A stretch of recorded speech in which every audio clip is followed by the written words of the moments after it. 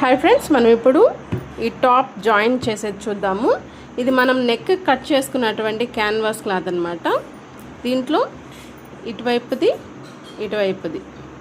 And this side also join చేసేస్తానండి, చూపిస్తాను.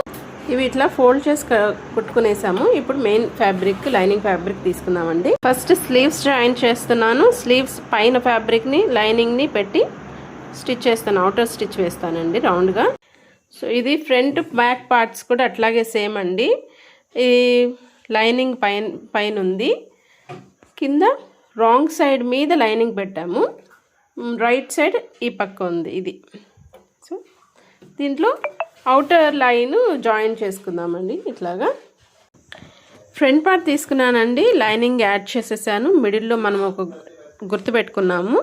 So ఇలా రివర్స్లో దీని మీద పెట్టుకొని మిడిల్లోకి ఈ మిడిల్ ఈక్వల్ అయ్యేటట్లు పెట్టుకొని పిన్స్ పెట్టుకొని దీన్ని జాయిన్ చేసుకుందామండి. ఈ పక్క స్టిచ్ చేద్దాం. ఇలా జాయిన్ చేశాక ఈ మిడిల్లో ఇదంతా కట్ చేసేసి వెనక్కి తిప్పిస్తానండి. సో కట్ చేసేసి ఇక్కడ చిన్న టాకాలు వేసుకున్నాను. ఇప్పుడు తిప్పిస్తామండి. ఇట్లాగా తిప్పించి పైన స్టిచ్ చేస్తాను, చూపిస్తానండి.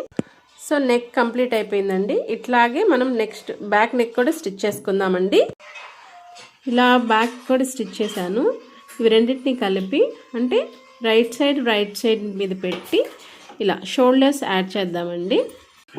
హ్యాండ్ జాయిన్ చేద్దామండి.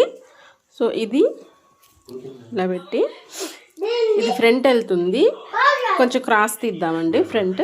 సో ఇట్లా ఒక 1/4 ఇంచ్ వరకు తీసేసాం మనము. ఇది ఫ్రంట్ వెళ్తుంది. జాయిన్ చేశానండి. ఈ స్టిచ్ మీదే మళ్ళీ రెండో స్టిచ్ కూడా వేసుకోవాలి స్లీవ్ జాయింట్ అప్పుడు. హ్యాండ్ పట్టి జాయిన్ చేద్దామండి. దీనికోసం నేను ఒక 1.5-2 ఇంచెస్లో క్లాత్ తీసుకున్నాను. దీన్ని జాయిన్ చేసి వెనక్కి తిప్పి స్టిచ్ చేద్దాం, చూపిస్తానండి. సో ఇలా జాయిన్ చేశానండి ఫ్రంట్. దీన్ని ఇట్లా వెనక్కి తిప్పి ఒక 1/2 ఇంచ్ విడుతున్నట్లు ఇట్లా స్టిచ్ వేస్తున్నాను. సో ఇది వెనక్కి తిప్పేసిన తర్వాత స్లీవ్ లూజ్ పెట్టుకున్నానండి 6.5 inch, arm whole loose 8.5 inch. దీన్ని జాయిన్ చేస్తూ ఇక్కడ కట్టింగ్ అనమాట, కట్ పార్ట్ అనమాట ఇది. ఇక్కడ రఫ్ చేసుకుందామండి. ఇక్కడ 1 ఇంచ్ మాత్రమే ఉండాలి. రఫ్ చేసుకున్న దానిపైన కొంచెం కట్ చేసుకొని ఇప్పుడు ఇలా దీన్ని ఓపెన్ చేసి ఇటువైపు ఫోల్డ్ చేసి దీని మీద రఫ్ చేద్దామండి. సో ఇలా రఫ్ చేసేసి ఇంకా కంటిన్యూగా స్టిచ్ చేద్దామండి.